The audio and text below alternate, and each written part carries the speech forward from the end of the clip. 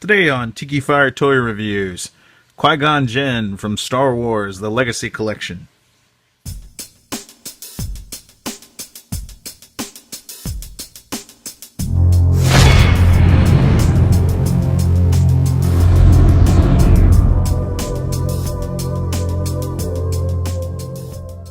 Hello, Tikifire here with another Tikifire Toy Review.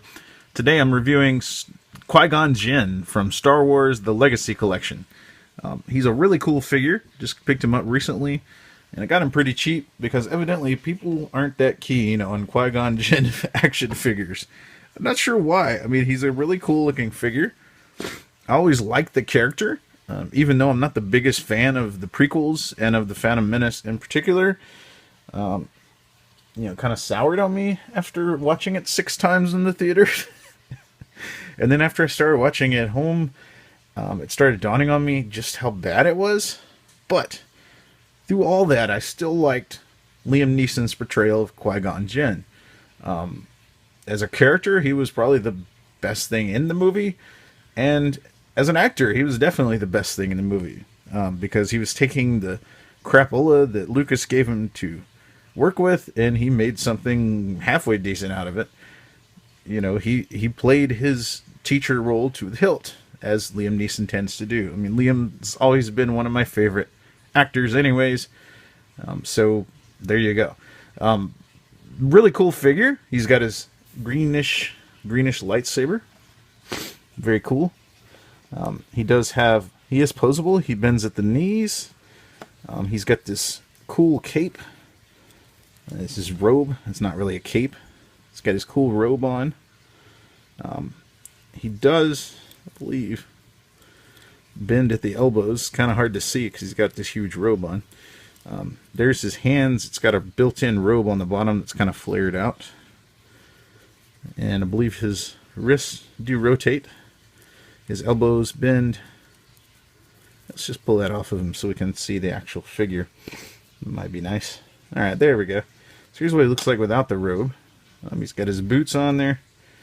His legs do move at the hip, and he rotates at the hip. So he's got a lot of articulation. He does have a little bit of a rubber on the back and the front here that matches the rest of his robe up here, but then he's got cloth underneath that. Kind of fills it out and makes it flow a little better.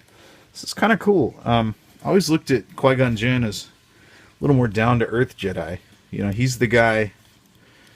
Obviously, he caused problems because he wanted to train Anakin, and the rest of the Jedi didn't want him to. And then, of course, he dies, and Obi-Wan ends up training him for him, or mistraining him, I guess you could say. And we know what happens with all that. But just as a character, he was cool. He's kind of the guy that goes his own way, does things his own way, and come hell or high water, he's going to do it his way. And now I could imagine Liam Neeson singing My Way. That'd be quite funny. So I'll put that on later. There's Qui-Gon Jinn from the Saga Collection. Pretty cool figure. It's a really good likeness of him in the movie. He's got his long hair, got his beard, mustache, little ponytail. I mean, you got to admit, in that movie, Liam Neeson looked really cool. Even if he was doing a little bit of the Jesus thing there, which I'm sure was intentional, but on Lucas' part. But that's okay. Very cool figure. If you like Qui-Gon at all, I'd recommend getting this one. This is one of the better likenesses of him.